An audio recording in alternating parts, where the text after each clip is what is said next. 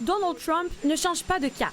Comme annoncé en mai dernier, le président américain a réitéré ce matin sa volonté d'imposer 100 % de droits de douane sur les films produits à l'étranger.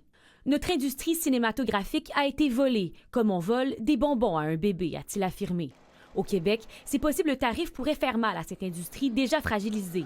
Les revenus de production de films étrangers a reculé de 7 % l'année dernière. Parmi les causes, la pandémie, la grève des scénaristes et la grève des acteurs. Espace Costume, l'un des plus importants costumiers en Amérique du Nord, a déjà souffert des récentes secousses dans l'industrie. Mais si les tarifs de 100 % venaient à s'ajouter, l'impact serait carrément brutal. Depuis 2020, c'est de pire en pire. Est-ce que la fin des tournages américains, ça serait une menace à votre survie, littéralement? Ah oui, complètement. Sans les tournages américains, c'est sûr qu'on n'y arriverait pas, là. L'Association québécoise des techniciens de l'image et du son sonne aussi l'alarme, car des 53 000 emplois en audiovisuel au Québec, près de 19 000 dépendent directement des tournages venus de l'extérieur. Si de tels tarifs venaient à être appliqués, l'emploi au Québec serait en danger, affirme le président.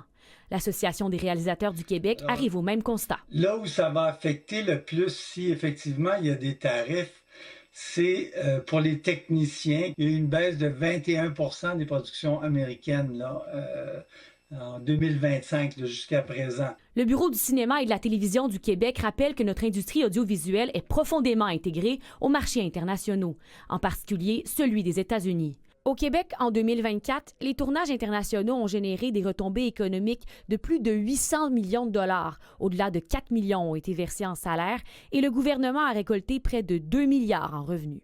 Aucune décision finale n'a encore été prise par l'administration américaine, mais les effets se font déjà sentir. Ce matin, l'action de Netflix a ouvert en baisse de 1 % suite à la publication de Trump sur Truth Social. Anne-Sophie Jobin, TVA Nouvelles, à Montréal.